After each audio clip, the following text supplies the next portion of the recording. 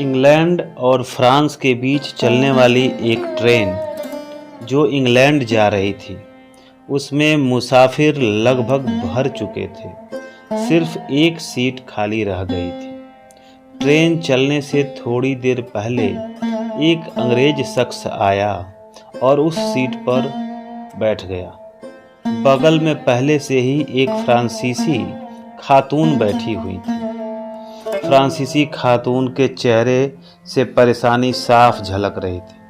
उसके चेहरे पर अत्यधिक तनाव देखकर अंग्रेज से रहा नहीं गया और वह पूछ बैठा, आप क्यों इतनी परेशान हैं? उस खातून ने हिचकिचाहट के साथ कहा, मेरे पास इंग्लैंड के कानून के मुताबिक रखने वाली रकम से ज़्यादा रकम है, जो 10,000 पाउंड बनते हैं। फ्रांस में इतनी रकम रखना जुर्म नहीं है, मगर इंग्लैंड में जुर्म है। न जाने वहाँ मेरे साथ क्या सलूक होगा। अंग्रेज बोला, यह तो कोई मसला नहीं है। अगर आप राजी हों तो आधी रकम मुझे दे दें, बाकी 5,000 पाउंड आपके पास रहेगा। हो सकता है किसी को पुलिस ने गिरफ्तार भी कर लिया तो आधी रकम तो बच जाएगी। आप मुझे लंदन और फ्रांस का पता लिख कर दे दें, ऐसी सूरत में मैं आपका पैसा आपको वापस कर दूंगा।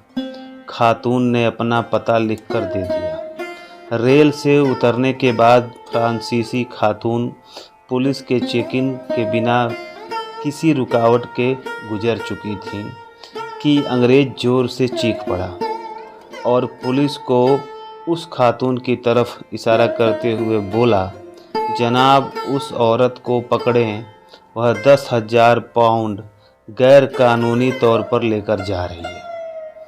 उसमें से आधी मेरे पास है और आधा 5,000 पाउंड उसके पास है। जनाब मैं इंग्लैंड का देशभक्त शहरी हूँ और मैं अपने महबूब देश से गद्दारी करने का सोच भी नहीं सकता। मैंने जानबूझकर उसकी मदद की ताकि अपने महान देश से मेरी देशभक्ति साबित हो सके। पुलिस ने खातून की दोबारा तलाशी ली और आधी रकम बरामद कर ली। खातून ने अपना जुर्म कबूल भी कर लिया। अंग्रेज ने भी अपने पास रखी आधी रकम पुलिस के हवाले कर दिया। पुलिस अफसर ने मनी लॉन्ड्रिंग से देश की इकोनॉमी को नुकसान पहुंचाने के बारे में बात करते हुए अंग्रेज का शुक्रिया अदा किया। उसकी देशभक्ति की जमकर तारीफ करते हुए इज्जत के साथ जाने दिया और उस फ्रांसीसी खातून को दूसरी ट्रेन से वापस फ्रांस भेज दिया। कुछ दिन बाद फ्रांसीसी खातून के दरवाजे पर दस्तक हुई। जवाब में उसने दरवाज़ा खोला तो सामने अंग्रेज खड़ा था। हैरानी और गुस्से के मिले जुले हालत में खातून बोली, तुम कितने झूठे और मक्कार आदमी हो कि धोखे से मेरे पैसे पुलिस को बरामद करा दी, और कितने बेशर्म हो कि हमारे सामने आकर खड़े भी हो। अंग्रेज ने खातून के किसी भी बात पर कोई रिएक्शन देने के बजाय उसे एक लिफाफा थमाया जिसमें 15,000 पाउंड थे और सपाट लहजे से बोला, यह आपकी रकम है और बाकी पैसे मेरे तरफ से आपके लिए इनाम है। फ्रांसीसी खातून उसकी बात सुनकर हैरान रह गई कि यह क्या माजरा है।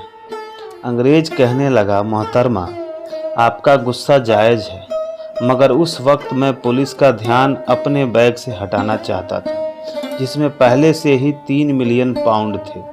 मुझे इसके लिए यह नाटक करनी पड़ी जिसमें आपके 10,000 पाउंड चले गए, मगर मेरे लिए यह सौदा जरा भी महंगा नहीं था। कभी कभी चीख चीख कर देशभक्ति और कानून की पासदारी और गैरत का दावा करने वाला शख्स दरअसल चोर भी हो सकता है, जो देशभक्ति की आड़ में अपने आप को बचा रहा होता है।